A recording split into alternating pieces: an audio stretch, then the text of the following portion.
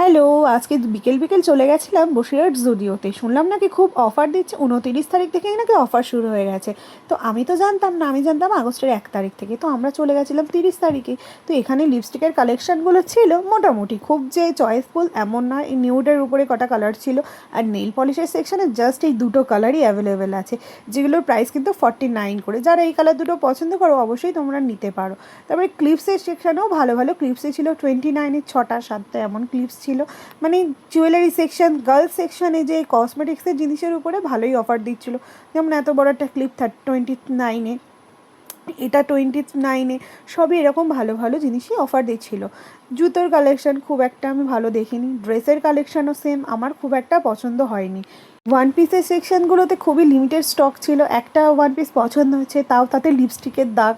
তাছাড়াও অনেক কুর্তিও দেখেছি যেগুলো আমার একটাও পছন্দ হয়নি। তারপরে এই ওয়ান পিসের এখানে একটু যা মনে হলো একটু ভিডিও করে নিই, তাই এই ওয়ান পিসটা আমার ভালো লেগেছিলো, বাট এটারে লিপস্টিকের দাগ ছিল তাই নিতে পারিনি।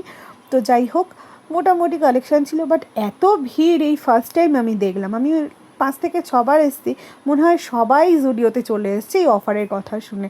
তার মধ্যে তো সেই হরিলুটের মতো যেন সেই লিপস্টিক, তারপরে নানা রকম নেল পলিশ সব চলে যাচ্ছে। তারপরে চলে গেছিলাম একটু ম্যান সেকশানে। তো এখানে গিয়ে এই পারফিউমটা আমার খুব ভালো লেগেছে, দামও ছিল রিজনেবল, 99-এ। তো আমি আর আমার বান্ধবী দুটো নিয়েছিলাম, তাই যেটার স্মেলটাও খুব ভালো ছিল। তাছাড়াও গার্লস সেকশানেও ছিল 99-এ। তারপরে এই ইয়াররিংসগুলো দেখো কি সুন্দর, 49-এ ছিল, 29-এ ছিল। ভালো মেয়েদের ইয়াররিংসের কালেকশান, লিপস্টিকে, এগুলোতে মোটামুটি বেশ ভালোই অফার দিচ্ছে।